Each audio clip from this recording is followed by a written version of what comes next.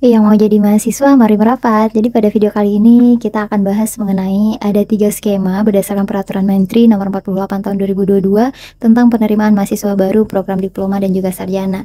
Nah, apa aja yang 3 ini? Yang pertama, kalian bisa masuk lewat jalur SNBP atau SNMPTN. SNBP ini merupakan seleksi nasional berdasarkan prestasi. Jadi yang dilihat adalah nilai rapor, portofolio, dan juga prestasi lainnya, baik itu prestasi akademik ataupun non-akademik.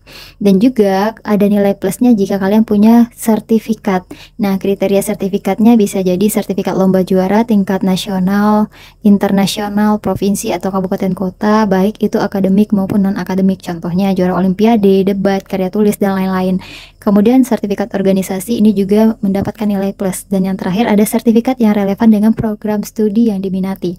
Jadi kalau kalian punya 3 sertifikat ini atau salah satu, itu udah menjadi nilai plus untuk lulusnya. Oke. Kemudian yang kedua ada seleksi nasional berdasarkan tes atau SNBT yang sebelumnya disebut sebagai SBMPTN.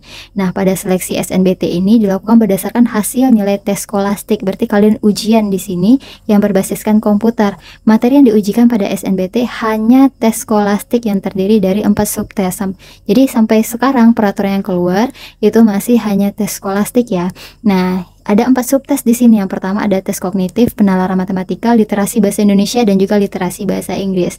Nah, yang terakhir ada seleksi mandiri oleh PTN atau SMPTN. Nah, seleksi mandiri oleh PTN ini dilakukan secara mandiri sesuai dengan namanya oleh PTN yang bersangkutan dengan aturan yang ditetapkan oleh masing-masing PTN. Jadi kalau yang pertama sama yang kedua tadi atau SNBP sama SNBT tadi dikoordinasi oleh UPT Balai Pengelolaan, dan yang terakhir itu berarti kebijakan masing-masing PTN. Begitu contohnya SIMAK UI, UGM, dan lain sebagainya. Jadi untuk kalian yang targetnya untuk lulus lewat jalur SNBT, artinya kalian harus punya persiapan dari sekarang, karena tes potensi skolastik itu kebanyakan materinya tidak diajarkan di sekolah, jadi harus ada tambahan dari luar. Nah, boleh nih curi start duluan mulai dari sekarang. Dan ini ada buku paten UTBK, dimana udah FR soal asli berdasarkan Permendikbud terbaru juga, sudah dilengkapi materi, soal, dan pembahasan, dan juga sesuai dengan sosialisasi SNPMBPPP.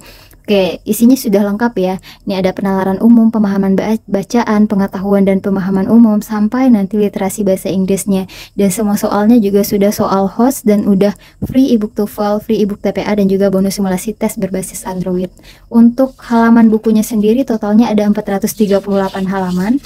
Di awal akan disajikan dulu mengenai sekilas info SNBT 2024 seperti yang tadi udah dibahas, yaitu mulai dari skema penerimaannya, ada persyaratan pesertanya juga ada, ketentuan portofolio, aturan memilih program studi, cara pendaftaran, biayanya, kemudian ketentuan-ketentuan pada saat tes, daya tampung, dan jenis jumlah soal SNBT.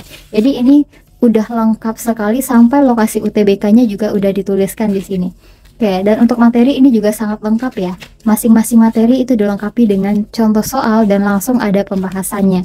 Kemudian di bagian belakang ini juga udah diberikan soal simulasi plus pembahasannya juga. Dan yang terakhir ini yang paling penting nih.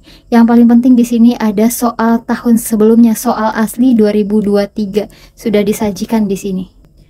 Oke, ini untuk paket soalnya, dan yang ini untuk bagian bonus soal asli UTBK-nya pada tahun 2023, lengkap dengan pembahasannya juga ya. Oke, bagi kamu yang berminat silahkan cek keranjang kuning aja. Bye bye and see you in the next video guys.